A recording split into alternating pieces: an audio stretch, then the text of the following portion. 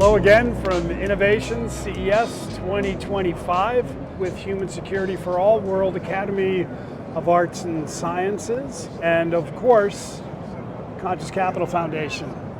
I am here with Japan and more importantly, Harumi. And we're going to talk a little bit about what Japan is up to with their technology innovations. And first, I'd like to know a little bit about you. So tell me, what inspired you to do this work? And then tell me about what that work is. Okay, myself, we've been working in the CES for about 10 years ago, and we do not have any Japan. As a Japan, we have a Sony, we have a Panasonic, and the big companies. However, no, we had a French tech, like China, Korea, but Japan itself doesn't have any pavilion. So as a company, there is no existence of Japan. We do have a big corporation, big names. Yeah, huge. You're so well known in Japan for your big. Japan has so many hidden gems. Yeah. With the small and medium and startups. So we organize Japan Tech to promote the company who cannot do exhibit themselves, but we combine the power together to create the Japan Tech Pavilion to promote all the Japanese hidden gems. I love that. We call them starfish. So tell the listeners a little bit in Japan how it operates independently with private enterprise and government, and how that works with the pavilion. Yes, Japan Tech is the collaboration of government, be specific Chamber of Commerce. So a Chamber of Commerce Osaka Chamber that of Commerce facilitates and unlifts these starfish and jewels that are there. Yes, okay. And supports them. If it's government only, there's so much restrictions. Yes. Government cannot do favor somebody, So if it's a government pavilion, everybody is the cookie cutters. Mm-hmm. But us, we are the collaboration of government and private. So if somebody, we want to use the bigger space, we can give them a bigger space. It's not the favoritism. Yes. Yeah.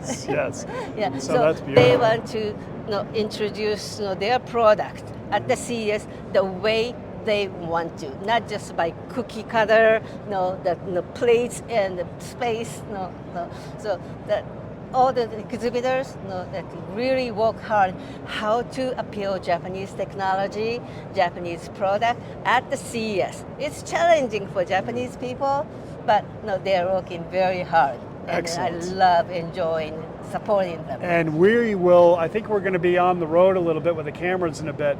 We'll come down and show your booth because it's very beautiful. Thank you. And some of the innovations down there. Thank you. The work you're doing is so important because the government needs to be there for one purpose, to help facilitate the early stage and technological developments. But too much government's not so good because then it gets a little bit cookie cutter, as you said. So your bridge and your work with Japan Tech is the bridge to really help manage those and take what is good about the government help and then take what is good about the private help and put those two together. For example, the university cannot attend the government pavilion, but we promote the universities group. They had amazing technologies, but they don't know how to appeal to the world. So CES is a great place.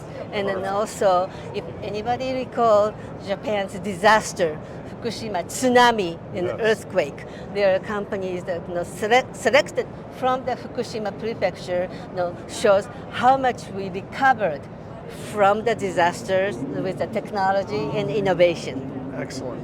Okay, now let's have some fun.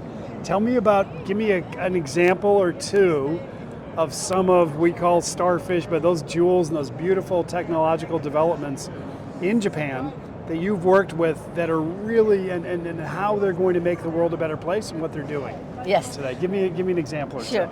As my business, I work with from the needles 0.3 to satellite or the cars fly. But however, the one impressed most is the technology that who makes artificial leg for the injured the people, and because of without using any power or no charging, because of technology, they will imitate, copy function of the knee and function of the ankle, so that once you put in on your leg, you feel you are walking your own leg.